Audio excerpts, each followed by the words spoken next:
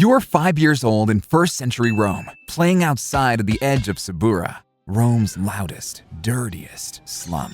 Your father drives mules for coin. Your mother washes other people's togas until her hands are raw. You are a child, one of too many, and the bread runs out before the week does. Your father counts coins like he's pricing out mistakes, and you were one of them.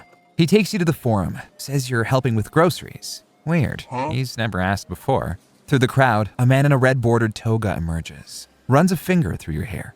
"Good teeth," he says. Your father nods, jaw tight. He ties a small wooden piece around your neck. You smile, thinking it's a gift. It's a tag. Greek blood. A lie to make you sound more exotic. And just like that, you're sold for 400 denarii, less than a mule. Your father turns and tells you he's going to get some olive oil and disappears. That's Roman for, "I'm going to buy some cigarettes." You never see him again. Stunned, you're grabbed by the wrist and pulled away. You yell, you flail around, but then the man takes out a honey cake. You've never smelled one so good. Naturally, you take a bite, and for a second, you forget you've just been abandoned. Turns out this guy is a mango, a professional slave dealer commissioned by the brothel you're heading to. His job, to find fresh new blood for, well, we'll come back to that. You're marched through the crowd and under the stone arch that spits you back into Subura, the welcoming air of sweat and regret you've known your whole life. You arrive at a stone building. There's a banana-shaped carving by the door, and your stomach growls. Cool, maybe there's more food inside. Inside is no cake, but the smell of smoke, wine, and incense hits your nose. The walls are painted with people that look like they are, wrestling, and there's enough bottles of olive oil laying around that would make even Diddy blush. You don't know the word for it yet, but this is a lupaner, the brothel, and your new home. An older woman appears from the smoke like a statue, tall, wrapped in layered linen, the color of old wine. Gold rings crowd her fingers. Each one could buy a better childhood. She calls herself Domina Fulvia. Turns out, your new owner. Her eyes study you the way butchers study meat. She leans close. The perfume burns your nose. "You'll make money," she says, "if you learn to please." You also get a new name, Melito, or Little Honey. The others chuckle. You're led down a cramped, narrow corridor past tiny stone cubicles with sounds of people grunting like they're trying to lift something heavy. You hope they're okay. You find yourself in an empty small room with a mat, no door and no window. You try to sleep, but one thought keeps circling your 5-year-old head. What am I even doing here? But hey, your father trusted this guy, right? Right? Next morning, you find out why. You've been chosen to be a scortum, and they hand you another honey cake. No idea, but maybe not so bad. You get a bath, first one in weeks. Bathed in olive oil, scrubbed till you shine. They shave you before the hair even grows. Your job, they say, is to ease the stress of others. You meet some other workers, and they teach you the rules. Never refuse a Roman citizen. Never mention names. Always smile. Sounds easy enough. You're told to walk with grace, not like a boy, but like a dancer. Hips loose, arms straight, head slightly tilted as if you're always listening to applause that never comes. You're told you are beautiful. Yeah, weird flex, but okay. First, you just serve wine. You refill cups, wash linens, mop the floor where others have bled? Oh, a lot of people bleed here for some reason. But the customers notice you. They always do. The jokes turn to touches. The touches turn to commands. "Come here, houseboy," they call you. They say the gods made boys like you to remind them of beauty. You're 5. Maybe they mean that in a good way? Months turn to years, and the chores keep coming. You know the routine now and spend your time cleaning up after other workers' messes. The domina says we need to prep you for your big day. You get excited because, well, you think this is a fun surprise.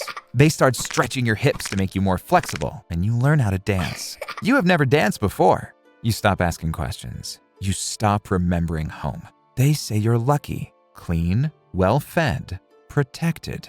You start to believe it. Until one night, the domina says, "You're ready." Words that will haunt you forever. You are 9 when it happens. They say the client is a senator, wealthy, respectable, generous. You've captured his eye a few times in passing while cleaning over the years. Domina says it's your first big test.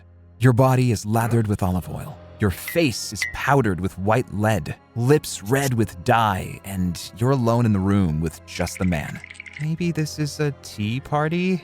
He smells like stale wine and roasted boar. His eyes lock onto you and grins when he sees you. Dance for me. Okay, you do. He tells you to smile. You do. He tells you to be quiet. You already are. We're going to play hide and sneak, he says. Finally, he tells you to get on your knees, bend over, and close your eyes. When it's over, you can't process what just happened. You're ripped, torn, and mentally in pieces. You're in a pain that you never felt before, and blood is running down your leg, unfortunately now answering why you always saw it. You are aching, crying in the corner, and the man pats you on the head as he leaves. Good boy, he says. No training has prepared you for what had just happened. No warning was ever given to you. While you lay there on your straw mat whimpering, they begin to sew you back together. Each thread of the needle a sharp reminder of the trauma that has just unfolded. The Domina praises you and slips a bronze coin into your palm like an award. Rome rewards the useful, she says. You just feel used.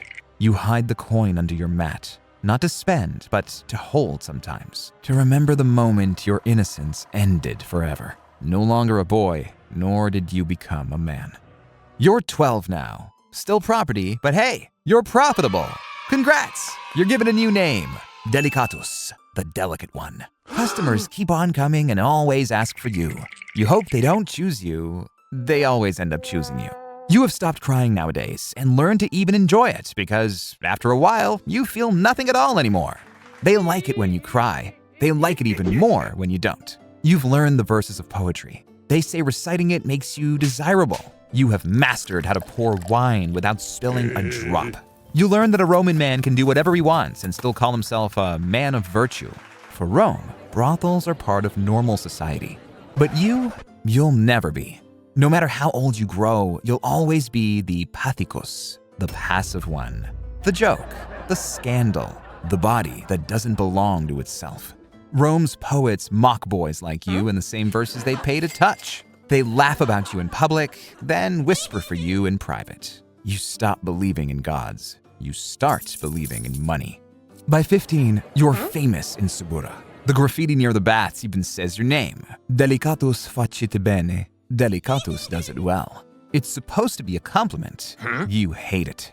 You perform for soldiers, senators, even a high priest once. He apologized to his goddess afterward, not you.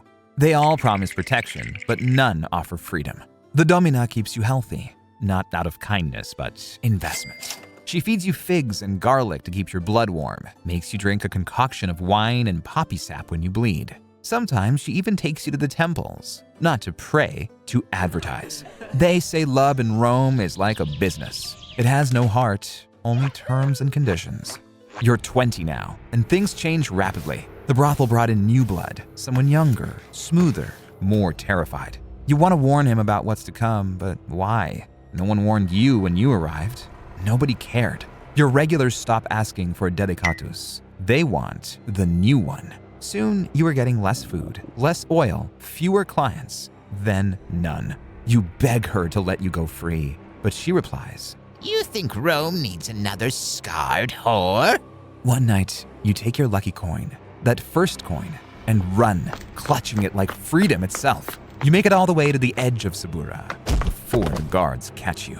Runaway slaves are branded with an F, fugitivus. They hold you down and press the hot iron into your neck. The air fills with the smell of burning pork, but you don't scream. You felt worse pain. Cold water splashes over you to harden the scar. People pass by without a glance, and you sit there watching as your coin rolls away, just like your freedom with it. Years pass, and you are sold one last time to the city of Rome itself. A public slave, a broom, a bucket, and the smell of feces to clean off the streets of Rome.